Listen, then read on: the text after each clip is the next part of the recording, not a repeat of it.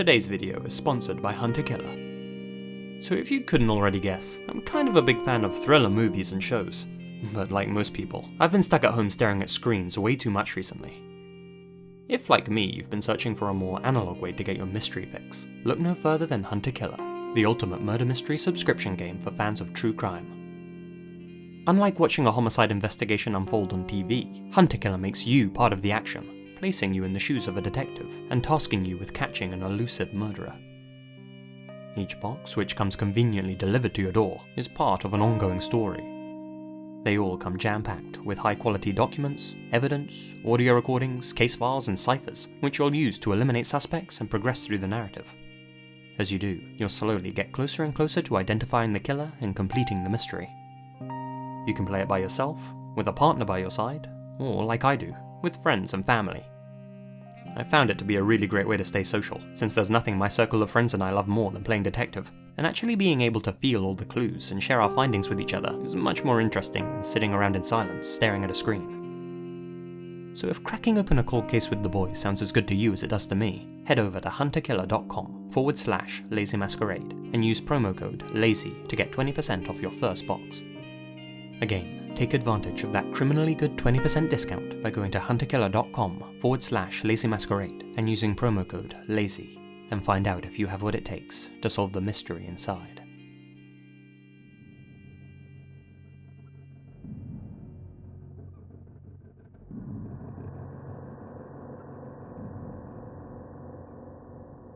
Okay, so quick warning.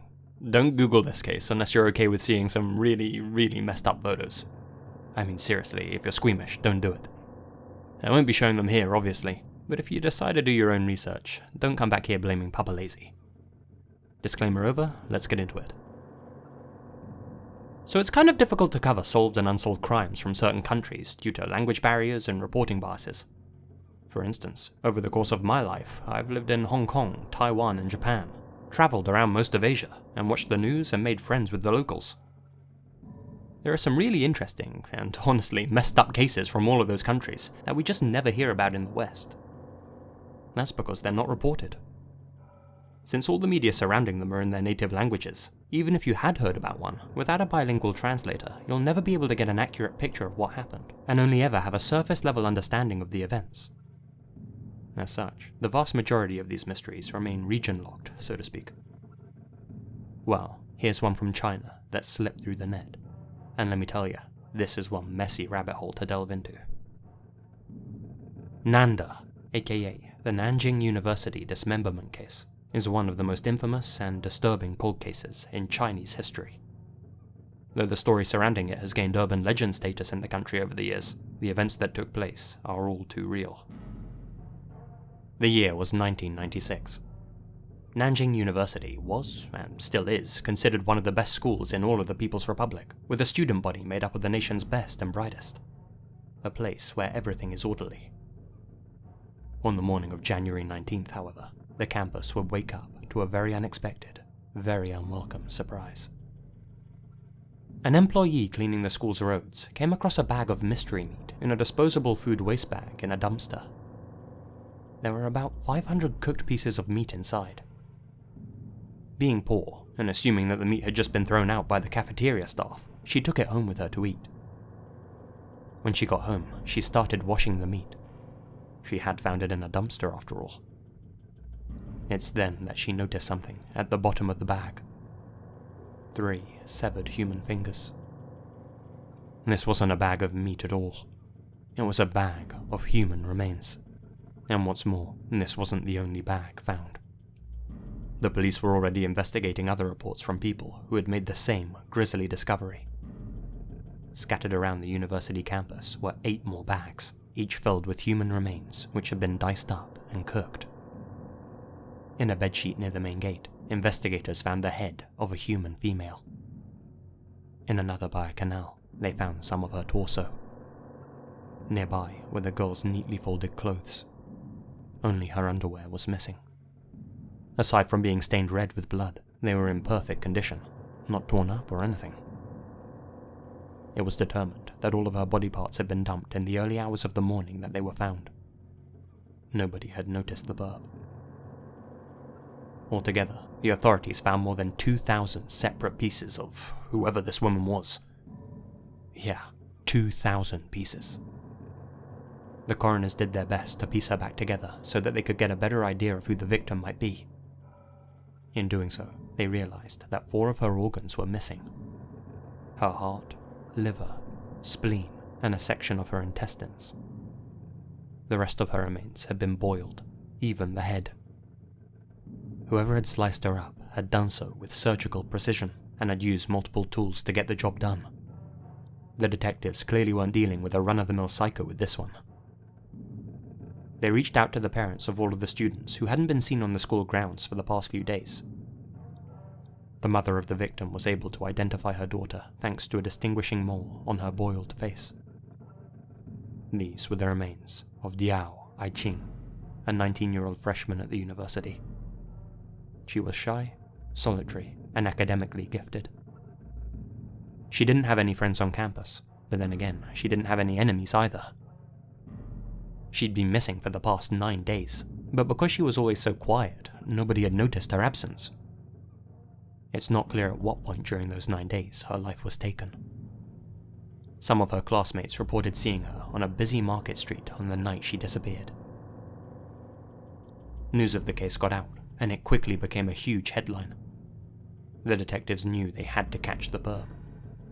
They took blood samples from all of the students who knew or had classes with Diao, from anyone with a history in the nearby area, from everyone in her hometown. More than 10,000 people were questioned. The market where Diao was last seen was searched thoroughly. This all resulted in diddly squat. Nothing. The case went cold. So, what happened to Diao? Who was responsible for literally butchering her, and why did they do it? Well, like I said, because of its morbidity, this case is quite infamous in China, and when the internet became widespread in the bigger cities, a lot of theories started popping up online. Some interesting, some just downright bizarre. Reddit user Louthan Clarkson recently detailed some of the more popular ones, and I highly recommend checking out their post, link in the bio, but I'll briefly go over some of those theories here. Theory 1. Diao was captured and killed by the university itself. The med department there was preparing for China's first intestinal transplant, and they chose Diao as an unwilling donor. Theory 2. Diao went to the market stalls that fateful night to purchase heavy metal CDs, only to be ritualistically slain by the stall's owner so that he could absorb her soul. Theory 3. Diao was simply killed by one cannibalistic serial killer or another. There were several that operated in the area at the time. Theory 4. Diao was slain for her 4 missing organs, which were then sold on the black market. Theory 5. Somebody killed Diao using the method of 1,000 cuts, so that, according to Confucianism, her soul would never be complete in the afterlife. This may have been a roommate who had an argument with Diao shortly before she died. So yeah, like I said, some plausible theories, some crazy ones. But those are all just theories. After more than 2 decades, you're probably thinking that this case must at least have a main suspect, right? Well, according to one local news source, Diao's case was actually solved.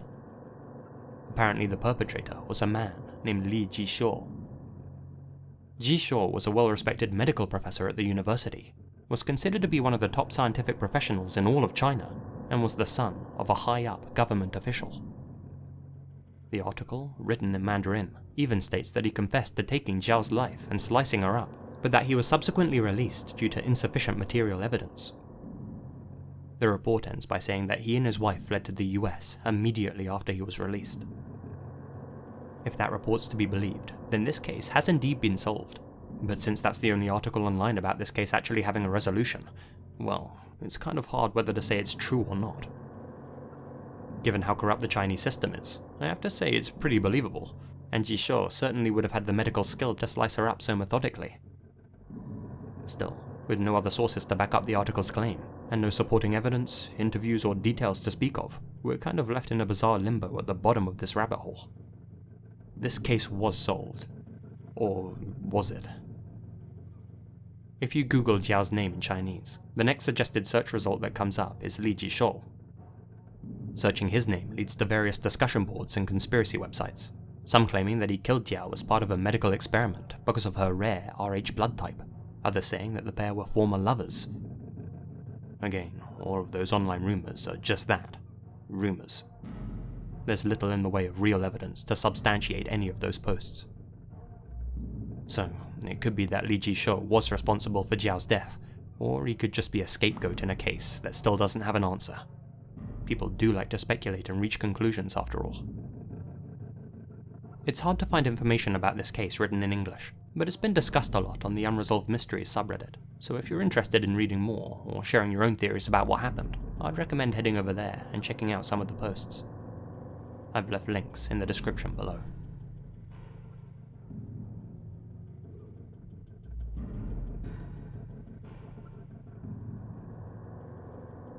From China, we now move across to Japan. Now, this case isn't one about a missing person, or an unsolved murder, or anything like that. This one isn't so much sinister as it is strange.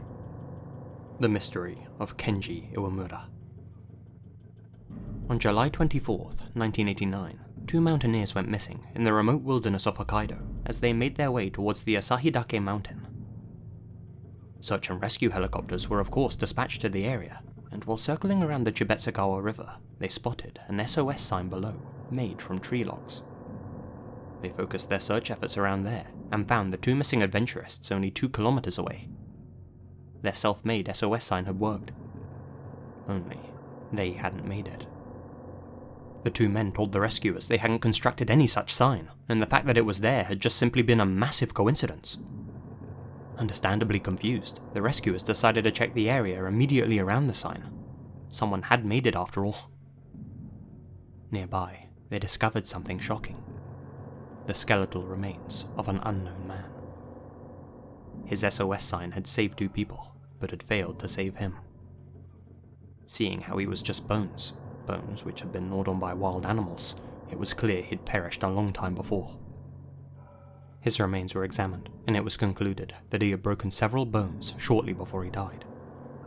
He'd likely had an accident while hiking. Alone and unable to get back to civilization, he either starved or froze. A driver's license under the sign identified him as 25-year-old Kenji Iwamura, an outdoorsman and train enthusiast from Aichi Prefecture. Kenji had been missing for 5 years. Aside from the coincidental finding of 2 men thanks to his own unsuccessful SOS sign, there are several things that make Kenji's case so unusual and noteworthy. Firstly, there was a tape recorder found inside a backpack next to Kenji's body, along with several tapes. Most of these were just anime soundtracks, but when the authorities played one of them in particular, they heard a recording of Kenji's frightened voice, yelling for help, sounding out every syllable extremely slowly and unnaturally.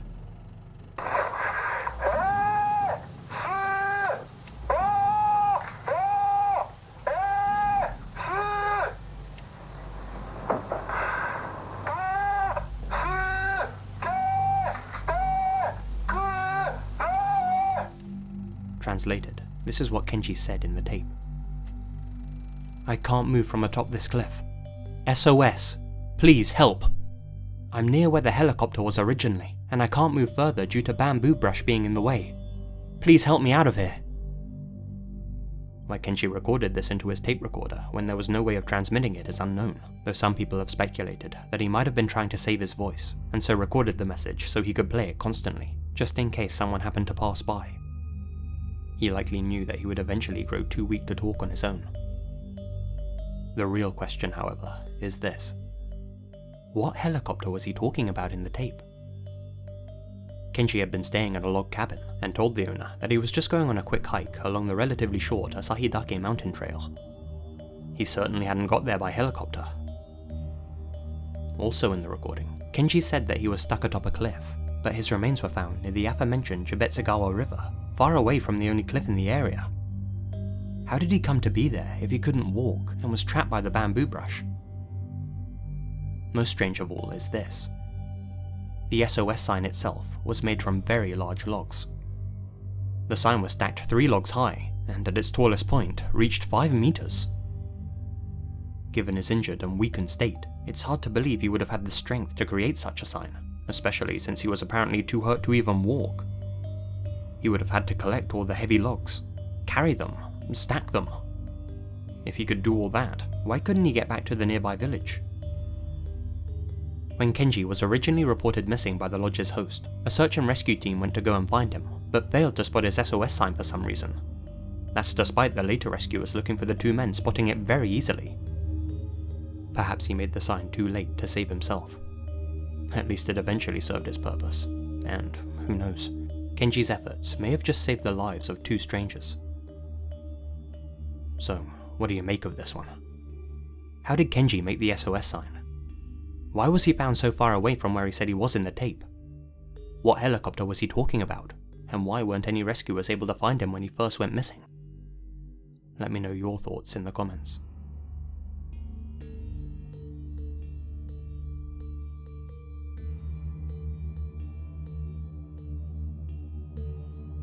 Last stop in this video? London, England.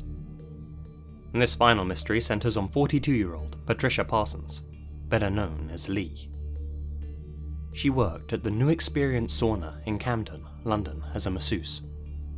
Yeah, that kind of masseuse. Rather than giving out relaxing back rubs, her work actually involved having men come to her apartment so that they could receive discreet services. Her clientele was made up of prominent judges, TV presenters, lawyers and accountants. This made Lee a lot of money, and she gave her boyfriend Ozzy a large amount so that he could open a restaurant in Essex called Leo's. On the 23rd of June, 1990, Lee and Ozzy were hosting a party at that restaurant. They arrived there at lunchtime to set up. At around 3:30 PM, Lee left the restaurant to buy supplies and get ready. At 6 PM, Ozzy called her to ask when she'd be back. The party was scheduled to start at 7:30. She told him that she was just dolling herself up and that she'd definitely be there on time. It wasn't until 7:30 PM that Lee left her £500,000 home and went to an unknown location. By 8 PM, Ozzy had grown concerned and called his girlfriend to ask where she was. She answered and told him that she was on her way and that she had some very good news to tell him when she arrived. Ozzy would never learn what that news was. Around 30 minutes later, Lee's neighbour reportedly heard an argument coming from next door. This argument was between Lee and an unknown man. This neighbour then heard a door slam, and from his window saw Lee get into her own car through the passenger's side door. An unknown man with light hair got into the driver's side, and the pair of them drove off. Ozzy tried calling Lee one final time at 9:15 PM. This time, there was no answer.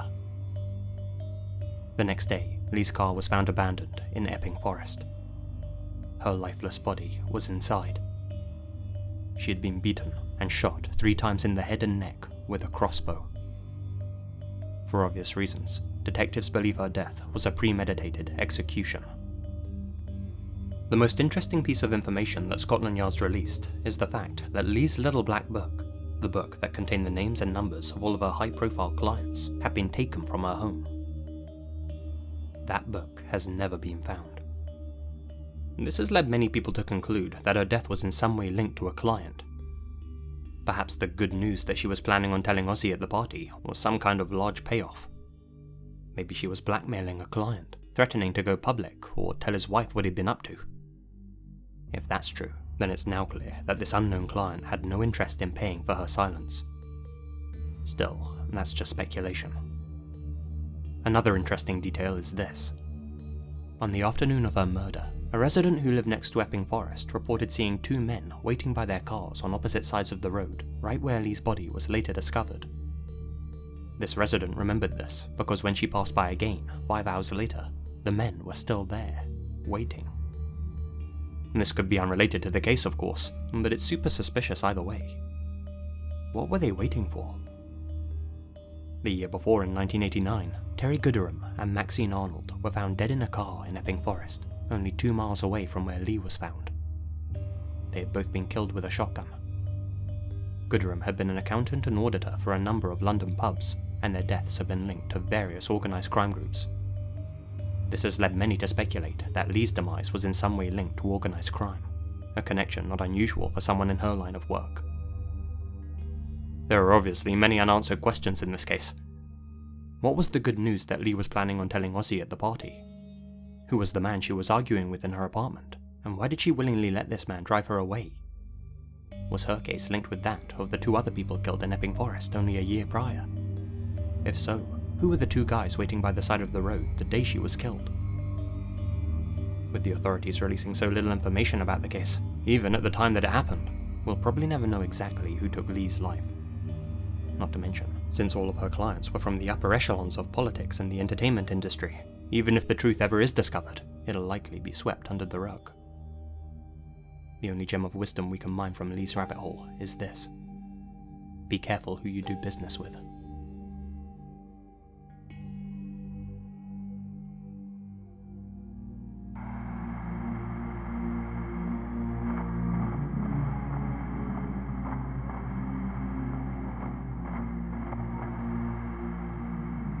Hey guys, Lazy here, and thank you very much for listening. Before this video ends, I'd just like to say a huge thank you to all of my supporters on Patreon, especially my biggest supporters. Kiwi Grenadier, Expand On, The Lecky, Leonardo Martinez, Hungry and Hammered, Aura Dragon 1, Ricky Cohen Jr., TheOnlyDorita, Lord 210, Azrael Warakai, Alba Medrano, Infamous-senpapi, Sieg, Carlisle, Decaying Girl, Connor Louthan, Nadine, Sloane Crawford, Sarah Ramirez, Anime Wimp, Charlie Lackey, Gina Valera, Procupidine Natter, Philip Westra, Alex Greensall, Tom King, Monica Mendoza, Crawford K. MacDonald, Phantom Knight, Hamish Kay, and Amanda Hanson. Thank you guys so much for your continued support, it really helps the channel out. That wraps things up for this one, guys. Be sure to smash that like button or I'll smash you, and I'll see you guys in the next one. Until then, stay spooky, and remember, the best things happen in the dark.